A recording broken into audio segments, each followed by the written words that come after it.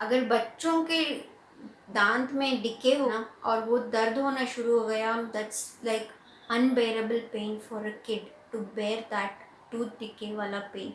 तो ऐसा ना हो, इससे पहले ये पूरा वीडियो देखिएगा और इसे ज़रूर फॉलो कीजिएगा। अगर आपने टूथ ब्रशिंग करना नहीं सिखाया है या स्टार्ट नहीं किया है तो please make sure you watch this video and start your duty at the earliest. Hello दोस्तों, वेलकम और welcome back to my channel. कैसे हैं आप सब लोग? तो चलिए आज हम इस वीडियो में बात करने जा रहे हैं टूथ ब्रशिंग के बारे में। टूथ ब्रशिंग यानी कि बच्चे खुद से ब्रश करना कब से सीखते हैं और सही एज क्या होता है, और काफ़ी इसी डिटेल्स के बारे में आज मैं इस वीडियो में बताऊंगी। तो चलिए देरी किस बात की, वीडियो शुरू कर देंगे। तो सबसे पहले चीज़ ये है कि टूथ डिकेइंग होना बच्चों के लिए खासकर बहुत ही पेनफुल होता है। तो इसीलिए उनका टीथिंग या टूथब्रश से लेके ब्रशिंग करने का सही तरीका ऑब्जर्व करना बहुत ही ज़रूरी होता है। टूथ डिके ना हो बच्चों में, ये हम पेरेंट्स का ही जिम्मेदारी होता है। क्योंकि मान लीजिएगा कि 1 साल को ब्रश कराते हो, देखिए काफ़ी टाइम ऐसा होता है कि बच्चे नहीं मानते हैं, नहीं सुनते हैं, उनको ब्रश करना अच्छा नहीं लगता है। धानवी अभी 2.5 years की है और दर्शील 7 साल का है। तो दर्शील परफेक्टली ब्रशिंग कर लेता है, खुद अपने आप कर लेता है, but it took him 6 years। सो अब जाके वो खुद इंडिपेंडेंटली ब्रश ठीक से कर ले रहा है। तो there is no magic that child will immediately start brushing very perfectly on his own or at her own way। So time लेता है, टाइम देना बहुत ज़रूरी है। फोर्स मत कीजिएगा। सुबह के टाइम में एंड रात के टाइम में, 2 टाइम में ज़रूर ब्रशिंग बच्चों से करवाइएगा। अगर आप मान लीजिएगा 1 साल का बच्चा है और आप उसे ब्रशिंग कराना शुरू किए हैं, बहुत ही अच्छी बात है। शुरुआत में आपका हेल्प ज़रूर चाहिए होता है वहाँ पे, क्योंकि बच्चे खुद ब्रशिंग नहीं करते हैं। तो जो भी टूथब्रश आप चूज़ करते हो बजट के हिसाब से एंड क्वालिटी के हिसाब से देख के परचेज़ करना। बहुत ही सॉफ्ट रिजल्ट होना चाहिए। अगर 1 साल का बच्चा है तो बहुत ही सॉफ्ट ब्रिजल्स का ब्रश लेके आपको खुद ब्रशिंग कराना सिखाना होता है, वही स्टार्टिंग स्टेज होता है। तो अच्छे से ब्रशिंग कराना सिखाएगा। जितना पेशेंटली वेट करता है ब्रशिंग कराने के टाइम में, आप वो टाइम सिखाने में यूज़ कर ले सकते हो। तो धीरे धीरे जाते जाते बच्चा खुद ब्रश करने की ज़िद भी कर सकता है या ना करने की भी ज़िद कर सकता है। लेकिन हम उनको बहला के फुसला के कुछ ना कुछ स्टोरीज़ बता के उनको ब्रशिंग ज़रूर करवाना ही है। 2 टाइम, वो है सुबह का टाइम, सुबह उठने के बाद, और सोने से पहले रात के टाइम पे ज़रूर करवाइए। और अगर बच्चा ज़िद करता है तो आप कहानी भी सुना सकते हो, या खुद आपने आप भी इन्वॉल्व होके बच्चों की तरह ही करवा सकते हो। जैसे कि मैं रोज़ कराती हूँ धानवी को, अभी टाइम उसे सिखाने में जाता है क्योंकि करना पड़ता है। मैं पहले क्या करती हूँ, मैं उसको 2 ब्रशेस रखी हूँ और 2 तरह की पेस्ट रखती हूँ, ताकि वो खुद चूज़ करे उसे कौन सा कलर टूथब्रश चाहिए और कौन सा पेस्ट चाहिए। तो उसके हिसाब से वो ले लेती है, डिसाइड करती है कि ये टूथपेस्ट चाहिए और ये टूथब्रश चाहिए।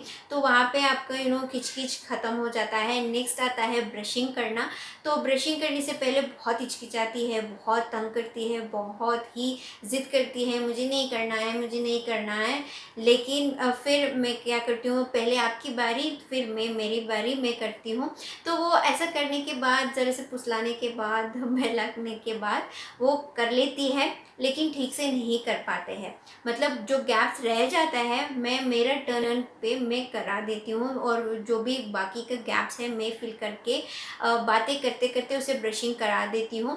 तो इस तरह से आप ब्रशिंग कराना आदत डाल दीजिएगा, ताकि जाते जाते धीरे धीरे बच्चों को भी वो आदत पड़ जाए और अडेप्ट कर ले उस नए चीज़ को, कैसे अच्छे से ब्रशिंग करना है। लेकिन प्रॉपरली ब्रश कराने में आपको 6 साल लग ही जाएगा।